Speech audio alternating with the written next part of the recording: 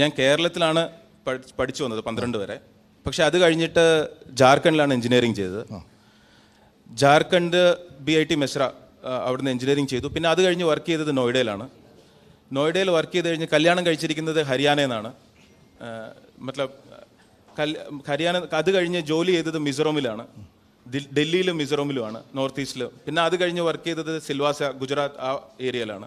അവിടെ നിന്നാണ് രാജിവെച്ചിരിക്കുന്നത്. ഇപ്പോൾ താമസിക്കുന്നത് മഹാരാഷ്ട്രയിലാണ്. എന്തുകൊണ്ടാണ് കോൺഗ്രസ് സെലക്ട് ചെയ്തത്? എന്തുകൊണ്ടാണ് കോൺഗ്രസ് സെലക്ട് ചെയ്തത്? വളരെ ഇത് പൗരന്മാരുടെ പാർട്ടി ആയതുകൊണ്ടാണ്.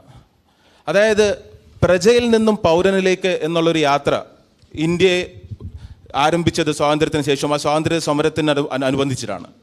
അത് കഴിഞ്ഞിട്ട് പ്രജയിൽ നിന്നും പൗരനിലേക്ക് എന്നുള്ളതിൽ മാറി വീണ്ടും സർക്കാർ തരുന്നത് മേടിച്ച് ശബ്ദമില്ലാതെ ആൾക്കാരാവുക എന്ന് മാറി തിരിച്ച് വീണ്ടും പ്രജകളാക്കി മാറുന്ന ഒരു യാത്രയിലോട്ട് നമ്മൾ തുടങ്ങിയിട്ടുണ്ട്.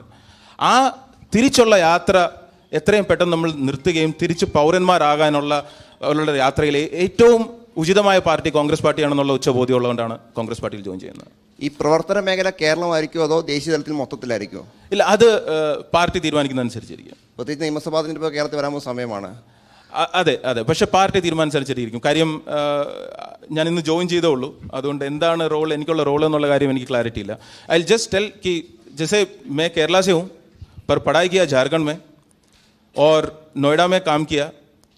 उसके बाद वहाँ पे कहीं NGO में जुग्गी में एक मोटरोला सेमीकंडक्टर कंपनी में काम किया. शादी किया हरियाणा से और उसके बाद मिज़ोरम में काम किया 3 साल, मिज़ो सीखे. उसके बाद सिलवासा में रहा और अभी पुणे में रहता हूँ महाराष्ट्र में. तो सवाल ये था कि आपका कार्यस्थल क्या होगा, तो वो थोड़ा मुश्किल है मेरे लिए बताना. मैं जहाँ जहाँ रहा हूँ सबको अपना ही मानता हूँ और जितना मेरे से हो सकता है और जहाँ के पार्टी का डायरेक्शन है उस हिसाब से काम करने के लिए रेडी हूँ.